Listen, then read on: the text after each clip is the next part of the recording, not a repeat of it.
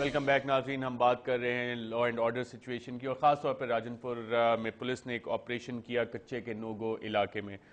سہیل چٹھا صاحب، ایک فگر ہمارے سامنے آئی تھی جس میں پتہ یہ لگا کہ بہت کم ڈاکو مارے گئے. پکڑے تو آپ نے بہت سارے، اس کی کیا وجہ ہے؟ کہا جاتا ہے پولیس تو بہت ٹریگر ہیپی ہے. نہیں، اس پہ ہماری پالیسی، ہمارے آر پی او صاحب کی اور آئی جی صاحب کی بڑی سمپل لیگل پالیسی تھی. ڈیو پروسیس آف لا کو فالو کرنا ہے اور سینکٹیٹی آف ہیومن لائف کو انشور کرنا ہے. اگر کوئی ڈاکو سرنڈر کرتا ہے تو پولیس اس کو نہیں مارے گی. ہم اس کو عدالتوں کے سامنے پیش کریں گے، عدالتیں ان کو ٹرائل کریں، ہم ان کو ٹرائل کریں گے، عدالت جو ان کو سزا دے گی. پولیس کسی کی جان کو اپنے ہاتھ سے نہیں لے گی. سہیل صاحب، اگر آپ نے جیسے بتایا کہ آر پی او نے پالیسی دی، سارے پولیس والے یہ پالیسی فالو کریں تو پولیس انکاؤنٹرز کم ہو جائیں گے اس ملک میں؟ آئی ایم شیور، اور یہ اب وقت کی ضرورت ہے. پولیس کو ایسا کرنا پڑے گا، ایسا ہونا چاہیے. ایسا ہونا چاہیے. محی الدین وانی صاحب، آپ کی طرف آتے ہیں دوبارہ. ہم بات کر رہے تھے پولیس ریفارمز کی اور لوگوں کی جنرل شکایات کی. چیف منسٹر صاحب نے ایسے کیا اقدامات لیے ہیں جس سے لوگوں کو یہ کانفیڈنس ہو کہ پولیس کے خلاف جو شکایات ہیں اس کا جلد سے جلد ازالہ کیا جائے گا اور ریئل جسٹس ان کو فراہم کیا جائے گا؟ اس میں جی جو میں نے کہا تھا نا، پولیس ریفارم میں ملٹیپل فیکٹرز تھے. اس میں پولیس کی کمپنسیشن بھی تھی، کیونکہ یہ بھی ایک پولیس کے آفیشلز کا ایک موقف تھا، کیونکہ ان کی ڈیوٹیز بہت سخت ہوتی ہیں اور ایڈیکویٹلی کمپنسیٹ ان کو نہیں کیا جاتا. اس لیے ان کی پرفارمنس، ان کا وہ لیول وہ بہتر نہیں ہوتا.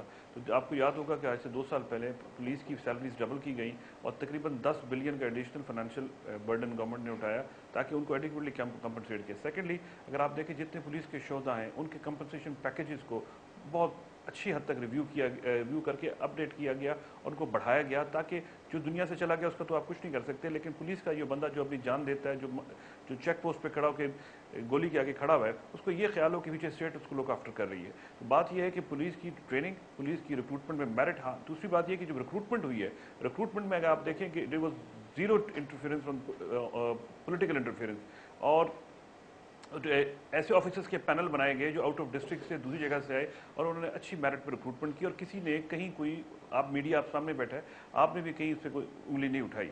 تو ریکروٹمنٹ ہو بہتر ہو، ٹریننگ بہتر ہو، کمپنسیشن پیکیج ایڈیکویٹ ہو، بیسٹ آفیسرز کی سلیکشن ہو، کوشش کر کے 100% ہر جگہ جی پرفیکشن نہیں آ سکتی. I'm very honest to make a comment, لیکن جس حد تک کوشش کی جائے اس حد تک ان سے ریزلٹس بھی لیے جا سکتے ہیں.